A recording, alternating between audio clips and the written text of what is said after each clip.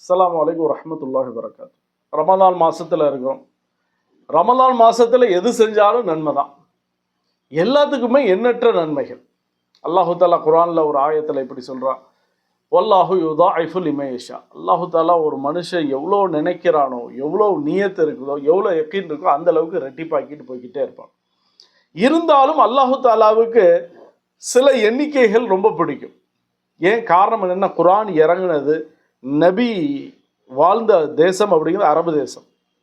இன்னைக்கு நம்ம வீட்டில் விருந்தாளிகள் வந்துட்டாங்க அப்படின்னா நம்மளுடைய குழந்தைங்க சொல்லும், ஒரு 10-15 பேர் வந்திருக்கிறாங்க அப்படின்னு. அதில் 7 அடங்கும், 10 அடங்கும், 15 அடங்கும், 20 அடங்கும். அந்த 10-15ங்கிறது ஒரு குறிப்பிட்ட அப்படிங்கிறது கிடையாது, நம்ம எண்ணிக்கை பெருசாக காட்டுறதுக்காக. இதே மாதிரி அரபியர்களுக்கு 7ங்கிறது அதாவது எண்ணிக்கை ரொம்ப பெருசாக தெரிஞ்சது.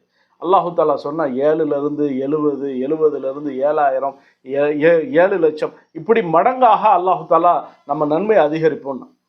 இந்த ரமலானுடைய மாசத்துல வருது, மன் தக்கர்ரப பி ஹஸ்லத்தின் மின் ஹிசாலில் ஹைர்.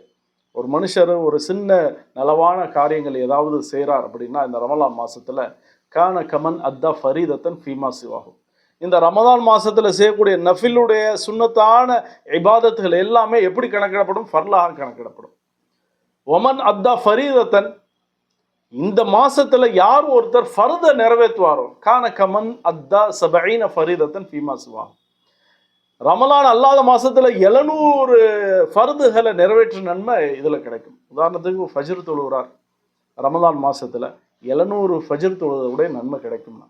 ஏன்னா ரமலான் மாதம் மொத்தமே நியமத்து, மொத்தமே இபாதத்துங்கிறதுனால அல்லாஹு தாலா வாரி கொடுக்கறதுக்கு இருக்கிறான். அப்போ இந்த 700ங்கிறது இந்த அடிப்படையில் தான். நம்ம எப்படி சொல்லுவோம், நிறைய எண்ணிக்கை. அந்த அடிப்படையில் அல்லாஹு தாலா அரபியர்களுக்கு பிடிச்ச மாதிரி சொன்னால் உங்களுக்கு 7, 70, 7000, 7 லட்சம், 7 இப்படி சொல்லிக்கிட்டே இருக்கிறான். வாஹிரு தாவானா அல்ஹம்துலில்லாஹி ரப்பில் ஆலமீன்.